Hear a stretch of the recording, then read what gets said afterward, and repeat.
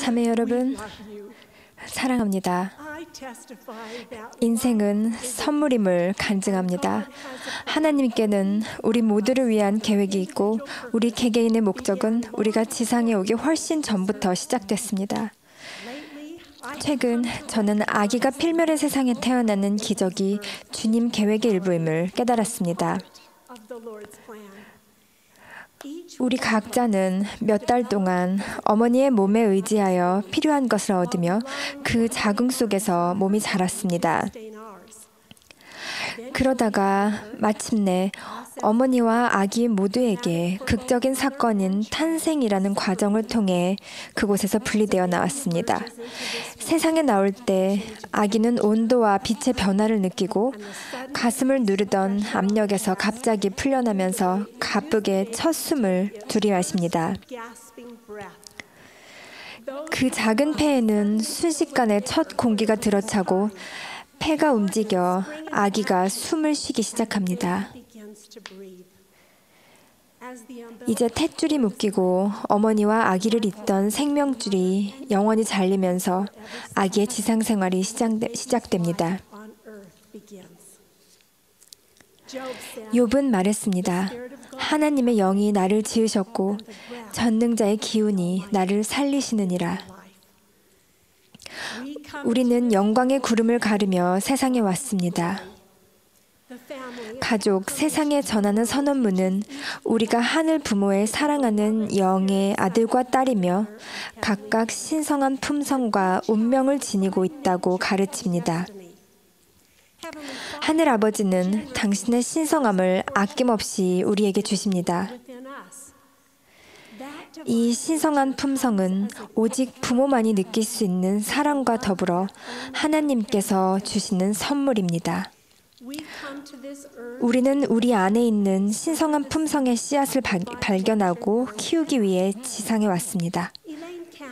전 본부 청년회장님이신 일레인 캐넌 자매님은 말씀하셨습니다. 여성의 일생에는 중요한 날이 2번 있습니다. 바로 태어난 날과 태어난 이유를 알게 되는 날입니다. 우리는 그 이유를 압니다. 우리는 지상에 하나님의 왕국이 건설되도록 돕고 그분의 아들 예수 그리스도의 재림을 준비하기 위해 이곳에 왔습니다. 우리는 매 호흡마다 그분을 따르고자 노력합니다. 우리 각자의 신성한 품성은 하나님 아버지와 그분의 아들께 가까이 가고자 노력할 때 정제되고 확장됩니다.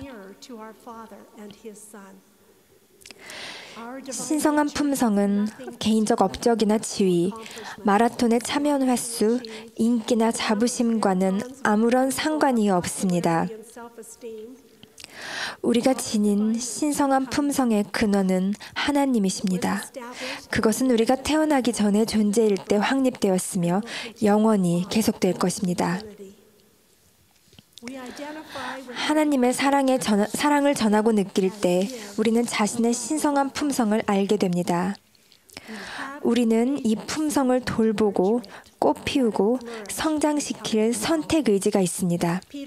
베드로는 우리가 신성한 성품에 참여하는 자가 되는 보배로운 약속을 받았다고 했습니다. 우리의 정체성, 즉 자신이 하나님의 딸이라는 것을 이해할 때 우리는 그 보배로운 약속을 실감하기 시작합니다. 시선을 거울 속이 아니라 창밖으로 돌릴 때 우리 자신이 그분의 딸임을 알 수 있습니다. 자연스럽게 기도로 하나님께 의지하며 열심히 그분의 말씀을 읽고 그분의 뜻을 따르게 됩니다. 그리고 세상이나 페이스북, 인스타그램 등 옆으로부터가 아니라 아버지께 위로부터 인정을 받게 됩니다. 자신에게 내재된 신성함의 불씨가 의심스럽다면 무릎을 꿇고 하나님께 기도로 제가 정말 당신의 딸인가요? 저를 사랑하시나요? 하고 여쭤보십시오. M. 러셀 벨라드 장로님은 영이 여러분에게 전해줄 가장 감미로운 메시지 가운데 하나는 주님께서 여러분에 대해 어떻게 생각하시느냐 하는 것이라고 말씀하셨습니다. 우리는 하나님의 딸입니다. 바울은 말했습니다. 성령이 친히 우리의 영과 더불어 우리가 하나님의 자녀인 것을 증언하시나니 대개 처음으로 배우는 초등의 노래는 난 하나님의 자녀입니다. 이제 난 하나님의 자녀라는 사랑스러운 가사에 그렇다면 어떻게 해야 하지? 라는 말을 덧붙여 봅시다. 이를테면 이렇게 말입니다. 하나님의 자녀로서 어떻게 살아야 할까? 내 안의 신성한 품성을 어떻게 기를 수 있을까? 디이터 F 우트도르프 회장님은 하나님께서 여러분을 여기에 보내신 것은 여러분이 상상하는 것보다 훨씬 더 위대한 미래를 준비시키기 위함입니다. 라고 하셨습니다. 그 미래란 것은 여러분이 하루하루 살아가면서 단순히 존재하는 것 이상을 행할 때, 또 자신이 창조된 목적을 이루고자 생활할 때 현실이 됩니다. 이로써 우리는 주님을 우리 삶으로 초대하고 그분의 뜻을 우리의 뜻으로 여기기 시작합니다.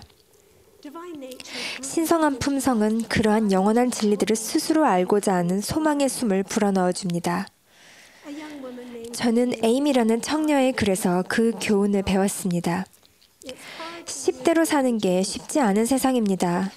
길은 점점 좁아지고 사탄은 사력을 다합니다. 옳거나 그른 일만 있을 뿐 중간은 없습니다. 좋은 친구를 찾기가 어려울 때가 있습니다. 영원할 것 같은 친한 친구들이 있다 싶다가도 그런 관계도 어떤 이유로든 변할 수 있습니다.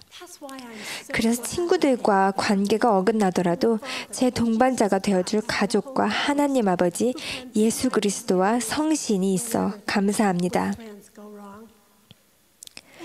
힘겨워하던 어느 날 밤, 저는 언니에게 어떻게 해야 할지 모르겠다며 하소연을 했습니다. 그날 밤 언니는 제프리 알 홀런드 장로님의 다음 말씀을 문자 메시지로 보내주었습니다. 포기하지 마. 물러서면 안 돼. 계속 걸어가. 계속 노력해봐.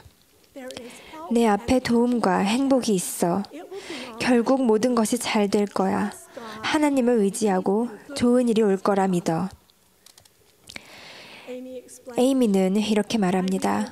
그걸 읽고 정말 하나님이 저를 위해 존재하신다면 하나님의 사랑을 느끼고 싶다고 기도했습니다. 그렇게 기도드리고 그분이 계심을 믿자 아주 놀랍고 행복하며 따뜻한, 말로는 표현 못할 느낌이 밀려왔습니다. 저는 하나님이 계시며 저를 사랑하신다는 것을 알게 됐습니다.